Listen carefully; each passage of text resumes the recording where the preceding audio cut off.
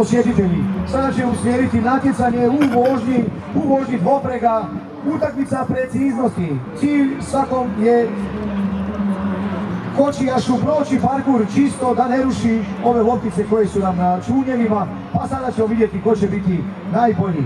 A evo naš Franjo Džambić, on će se natjecati van konkurencije zato što je on jedini sa ponijima, pa evo neka mu bude na sreću. Franjo, ako si spreman, znak zvona je da je parkur spreman i da možeš krenuti. Franjo, sretno ti, a vi publika dajte pljesak za našega Franju. Franjo, nemoj izvrniti takvi sica. Pa dobro, ako i to bude, smijat ćemo se, nema veze. Ajmo, evo vidi, lijepi par ponija, dorata. Da vidimo kako će to sada biti.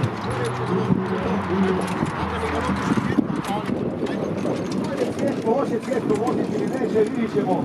Prva kapija toga čisto.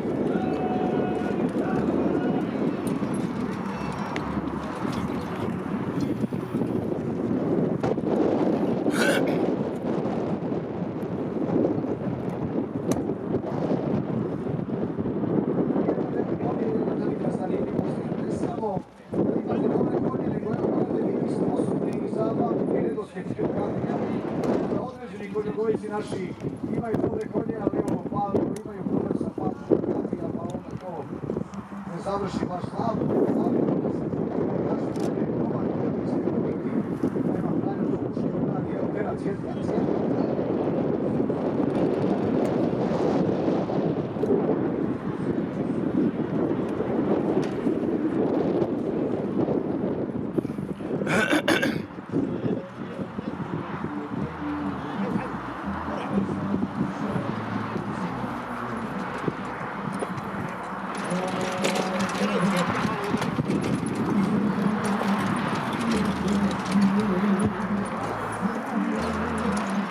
Moramo vidjeti kako je to Franjo već na 11. kapiji odvozio to bez rušenja čunjeva, bez rušenja loptice. Evo sada je malo i u galopu.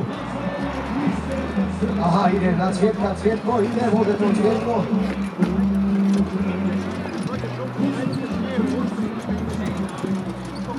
Evo 14. kapija je tu. I 15. zadnja kapija.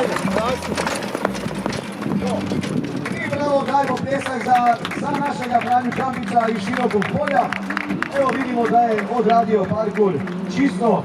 Franjo, svaka ti čast, ti si van konkurencije, ovdje najbolji. Evo, Bog je dao sreće, zdravlja i veselja za par godina. Ja znam da ćemo te vidjeti i sa većim poljima, ali tako se to kreće. Prvo sa malim, pa onda sa velikim, ali evo i lijepo te vidjeti sa poljima.